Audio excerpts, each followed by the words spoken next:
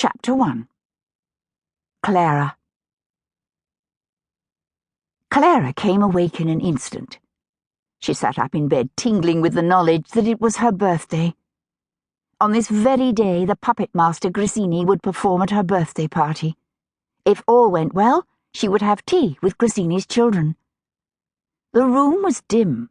The curtains were drawn tight against the November chill. Clara gazed at them intently. If it was very foggy, Professor Grisini might not come. Everything would be ruined. Her 12th birthday would be like all the others, with a trip to Kensal Green in the morning and presents in the afternoon. Clara loved presents, but she dreaded the ceremony of opening them. It was ill-bred to show too much excitement, but if she wasn't grateful enough, she ran the risk of hurting her mother's feelings. Clara thrust the thought aside.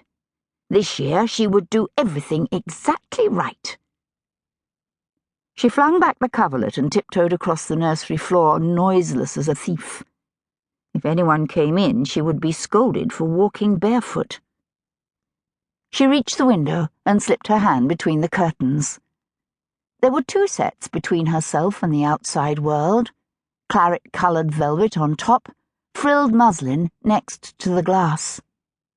The muslin was sooty from the London fogs. Though the windows fit tightly, the fog always found its way in. Clara leaned forward and peered through the peephole she had made. Her face lit up. The view that greeted her was dismal enough. The trees in the square had shed their leaves and the city was dark with grime. But the sky was white, not grey. There was even a wisp of blue sky between 2 clouds. It was a rare, clear day. Professor Grisini would surely come. Clara let the curtains fall back together and turned her back to the window. She padded past her sister's dollhouse and her brother's rocking horse, which she was not supposed to touch. Close to the toy cupboard hung her birthday dress. It was covered with an old sheet so that it would stay clean, but she could see the shape of it with its puffed sleeves and billowing skirt. It was a beautiful dress, but childish. Next year, when she was 13, she would wear longer skirts and a whalebone corset. Clara wasn't looking forward to that. Her present clothes were constrictive enough. Footsteps were coming up the back stair. It was Agnes, the housemaid. In an instant, Clara was back in bed. She hoisted the blankets to her shoulder and shut her eyes. The door opened. Agnes set a pitcher of hot water on the washstand and went to stir the fire. "Wake up, Miss Clara." Clara sat up, blinking. She could not have said why she felt she needed to hide the fact that she was awake. Her secrecy was chronic and instinctive. She put her hand over her mouth as if to stifle a yawn. "Good morning, Agnes." "Good morning, miss." "Agnes, I'm 12. The words came out in a joyful rush. "I'm 12 years old today." Agnes knew it. No one in the Wintermute household had been allowed to forget that November the 6th was Clara's birthday.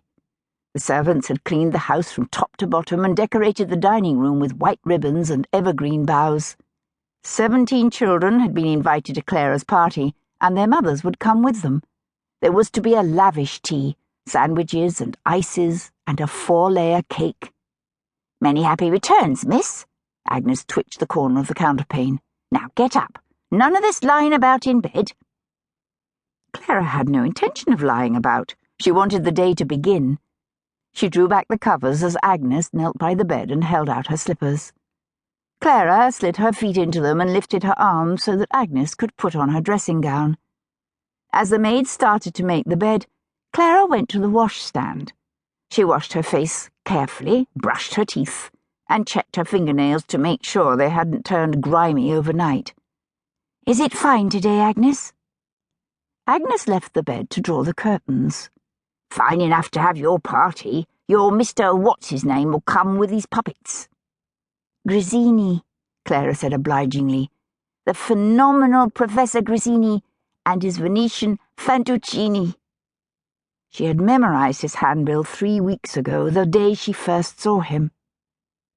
Agnes made a noise like, She had once been nursery maid.